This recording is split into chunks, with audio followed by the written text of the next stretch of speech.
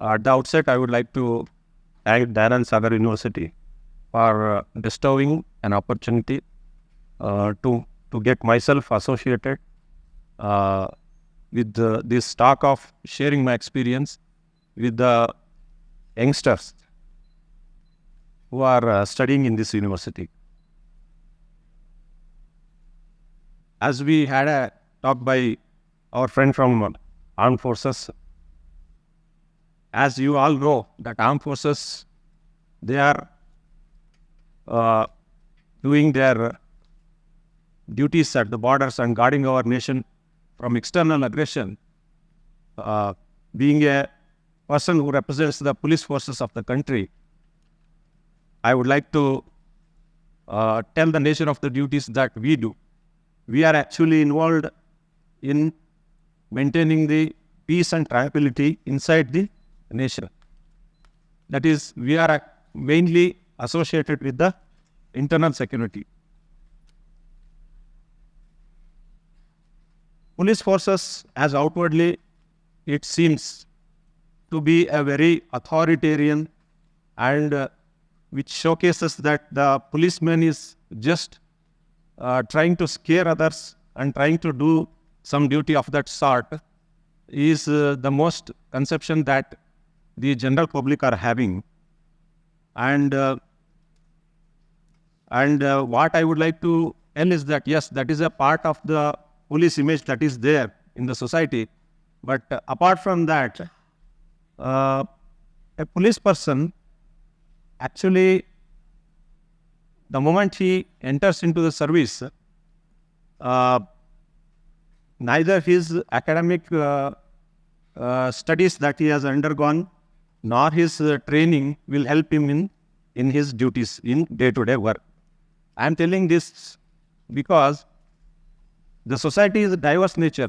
The society is having a lot of people who are into various things, who are into various activities, and day in and day out, the young police officer who is pressed into the field will be bombarded with all these suddenly and on a day-to-day basis.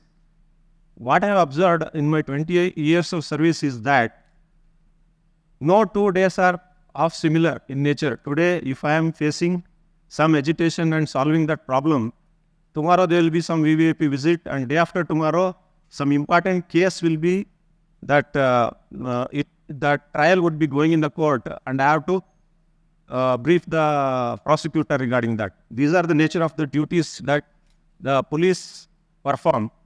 So most of the time it is firefighting only, but at the same time,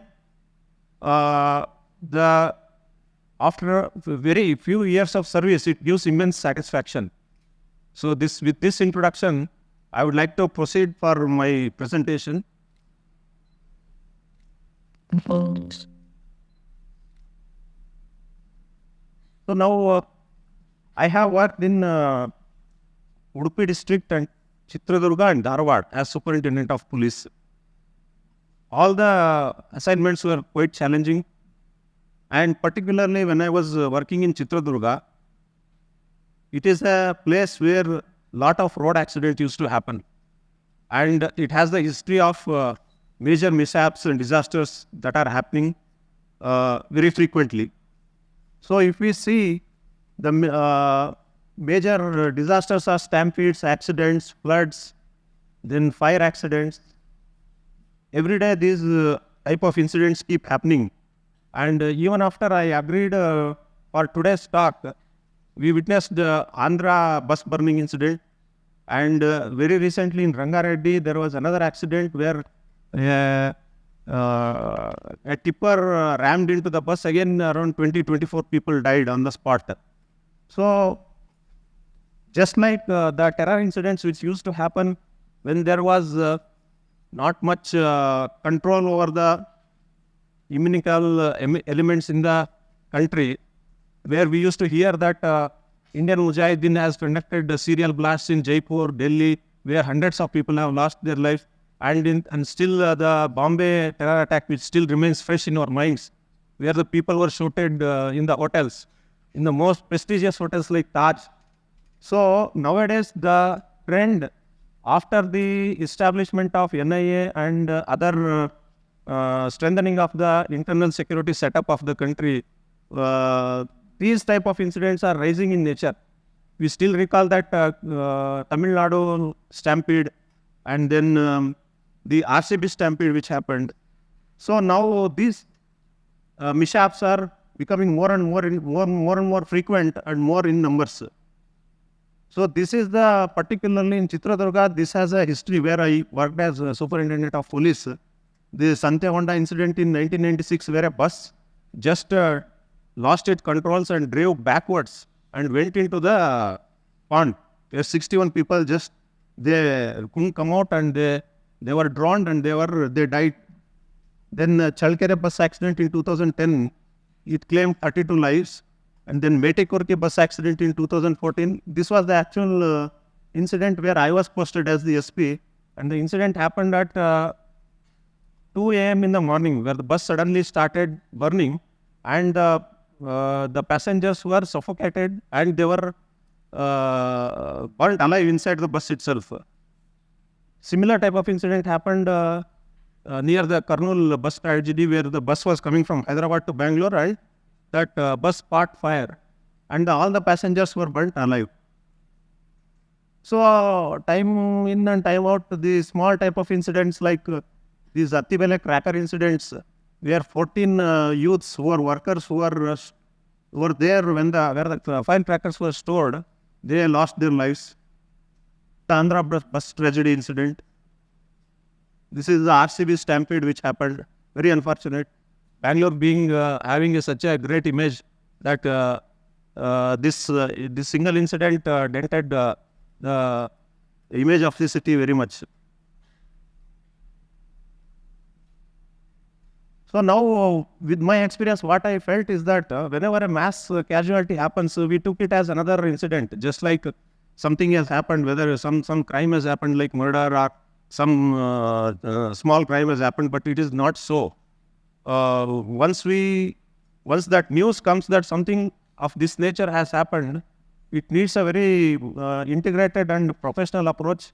And with my own experience, when I faced and I struggled for small things at the spot, I put my ideas and put a comprehensive methodology to manage the mass casualties.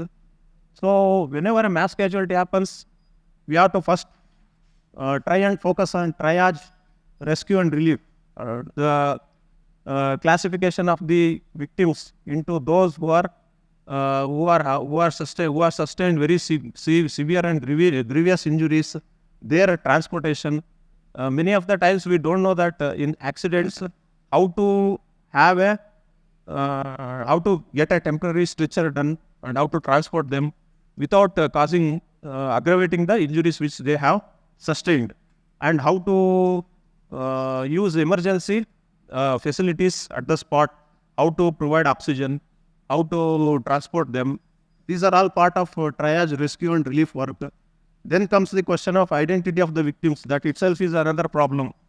Some incident happens, the last thing that we can promise the family members of the victims is timely handing over the body to them for their final rights.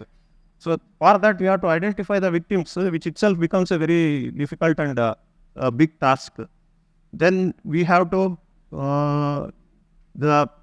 take care of the crowd management at the spot, at the hospital. We have to inform the hospital for preparing them to receive the numbers of that magnitude where the people are coming who require treatment. So we have to inform the hospital and that to provide that kind of care. So when the tragedy is in hundreds or even more, suppose when there is a air accident, if I take Ahmedabad, you must have remembered the Ahmedabad air tragedy which took place. All the things which will be available at the spot of the accident will be body parts. So how to identify them, how to now assemble those body parts and hand it over to the relatives, that itself becomes a big task.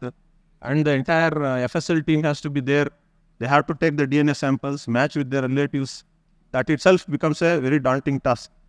So, of course, from the investigation point of view, we have identity of vehicles, agencies, then information and briefing to the media, or the senior dispensation in the government.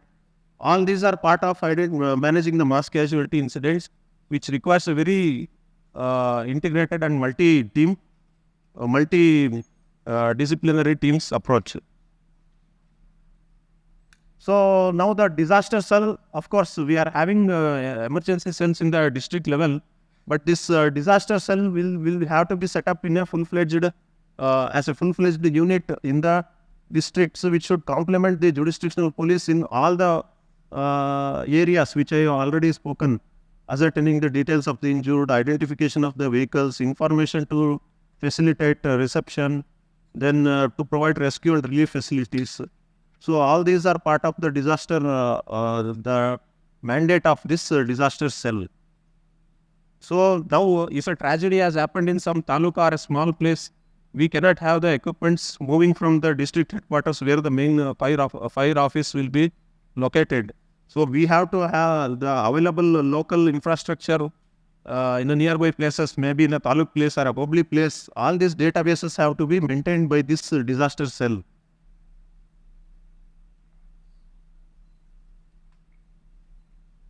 So it is not just we think that whenever a tragedy happens, it will be the responsibility of the police or the health authorities or the emergency care providers. But it will more than that.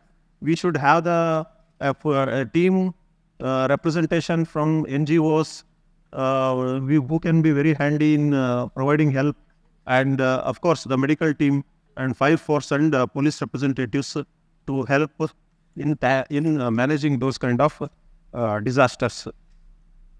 So with this, I conclude my talk on disaster management. It is a evolving subject. So nowadays, I was just sharing that the curriculum of the young students will be very much field oriented. We have courses on fire management. We have courses on emergency management. We have courses on in disaster also. There are some psychiatric management of disaster victims. That itself is a very big evolving subject. So we have to take it in a thing that all these are multidisciplinary, the work to be done by multidisciplinary teams and specialized teams. Merely thinking that it is just another incident which can be managed by anyone. Everyone doesn't have the skill set to manage all the work. I cannot say that though I am educated doctor, I am into police service and I am into this so that I can manage everything. So it is not possible like that. And in the ground level, it doesn't happen like that.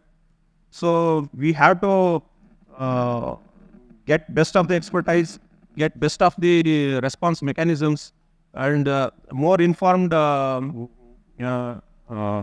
dissemination system, robust information dissemination system to educate and to coordinate management of such mass casualties. So with this, I conclude. Thank you.